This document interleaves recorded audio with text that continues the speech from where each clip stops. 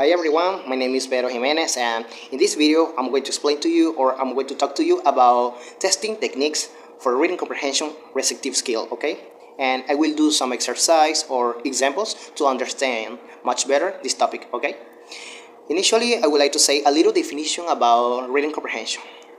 Well, according to Edith Malaga-Riga, reading comprehension is a process of understanding and constructing meaning from a piece of writing text, which requires an interaction between the reader and the text, where it will be determined the degree of comprehension of a writing text.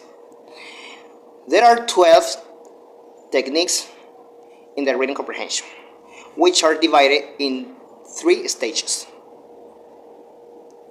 rereading, passage, and sentence comprehension.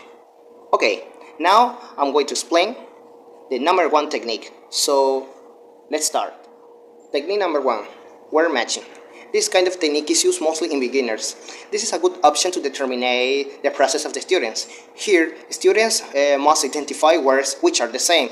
That's to say, students will have words on the left side, one under the other, and they will have on the right side a step of similar words, one side by side, one side by side. In this case, the students must mark on the right side the correct word which is similar according to the word on the left side. For example, as you can see, we have 2 columns. On the left side, we have words one under the other. For example, the first word is price, and on the right side, we have a step of similar words. For example, price, print, write. In this case, students must mark on the right side the correct word or the similar word according to the word on the left side. For example, price, print, write. The student must mark the correct word. What is the correct word? Price, the second option.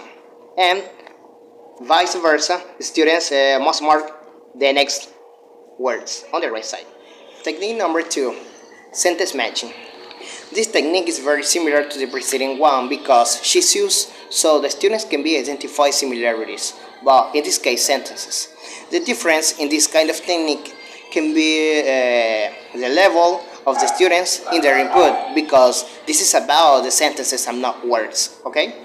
So let's see one example about this technique. As you can see, we have a statement which says, the fall of the Twin Towers occurred on September 11, 2001. Okay, below this statement, you will find other statements.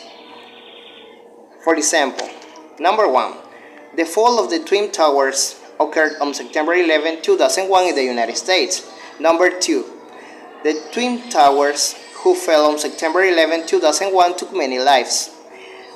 The third one, the fall of the Twin Towers happened on September 11, 2001. And the last one says, the fall of the Twin Towers occurred on September 11, 2001. So now I will be asking you, what statement is the same? Number 1, number 2, or number 3, or number 4? What do you think is the same? Number 4. Number 4. This is the same statement. Okay, now I'm going to explain the third technique. So let's go. Technique number 3, pictures. This technique is similar to the preceding 2, but the difference is the students have to work with images and statements. In this case, the students have to choose the correct option that best describes the picture given. For example, as you can see, this example says, look at this picture and read the sentences below in order to identify the picture, and put a mark in this in space provided. Initially, you must see the image, and then you must mark the correct option that best describes the picture. The options are: number 1, everybody except the police saw the thief getting away the bank. Number 2, everybody saw the boy who was eating his ice cream. The number 3, the thief is getting away from the bank. And the last one says, everyone saw the thief getting away the bank and the policeman shouted to stop using his whistle. Now, what do you think is the correct option? Number 1, number 2, number 3, or number 4? Number 4, because it's a statement that best describes the pictures given. Okay, now I'm going to explain the 4th technique.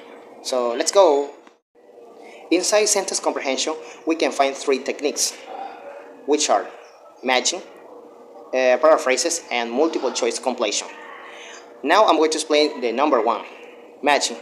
As any matching task, the student has to do connections between specific information. The aim in this technique is the students have to connect the information given with a logical answer. Okay, as you can see, this example says, read the statements in column A and connect them with a logical answer in column B. As you can see, we have some statements in the column A. The students have to read these statements. For example, what do you like to eat? What do you think is a logical answer? A option, B option, C option, D option, E option, F option, G option. What do you think is a logical answer depend on this statement given? The A option is logical because what is the statement? What do you like to eat? What is the answer? I like ground beef. Okay, now I'm going to explain the other technique. Technique number 5, paraphrases. This technique requires the participants choose among the alternatives the best paraphrases that will replace the initial statement. For example, look at this example. Read the following statements and find among the alternatives the one that best paraphrases the whole idea and mark the right option. Let's read this statement. If people want to be successful, it is very important for them to know how to use time well. Okay, the paraphrases that will replace the initial statement is the 3rd option. Okay, now I'm going to explain the other technique. The technique number 6, multiple choice completion. This technique usually tests the vocabulary knowledge in the students. In this case, the students simply have to fill in the gap with the best option from the alternatives given. For example, as you can see the 2 examples, the students simply have to fill in the gap the best option.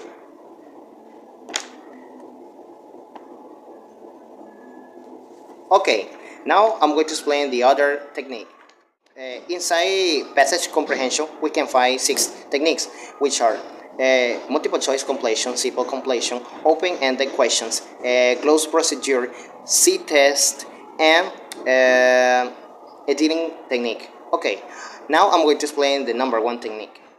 Technique number 7, multiple choice completion.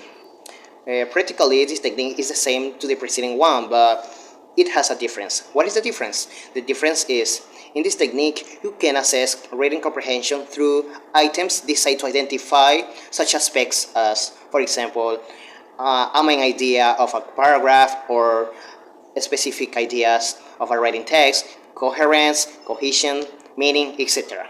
Here, the teacher has to give a text and the students have to read it. Then, the students have to answer some questions given in the gap with options to choose the right one. For example,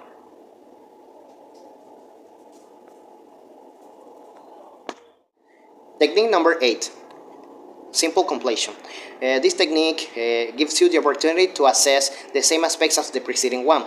But what is the difference? The difference is the level of difficulty, since the students have to produce information according to the criterion in the gaps, because in this case the students will have no options to answer the questions given. For example,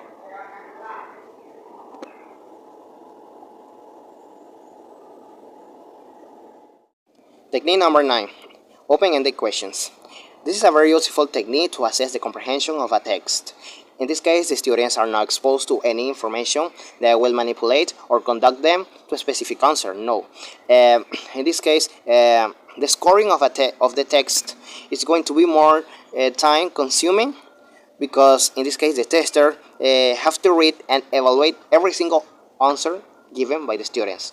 For example, a poem can be a passage to use in this technique or in this case. For example,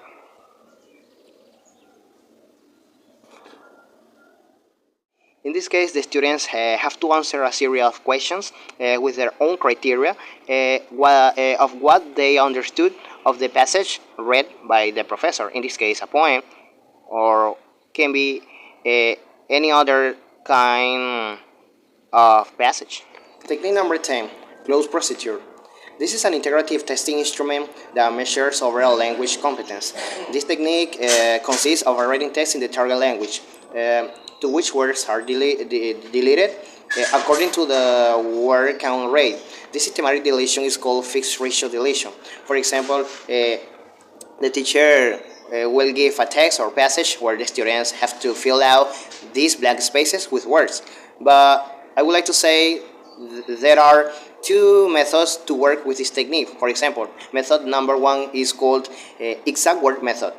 It consists and students have to fill out the blank spaces with exact words of the passage, while the other method is called acceptable word method, because it consists in students have to fill out the blank spaces with words or with any words as long as these words have sense and coherence inside this passage. Technique number 11, C-test. This technique is very similar to the preceding one because it is also an integrative testing instrument that measures overall language competence, but there is a difference.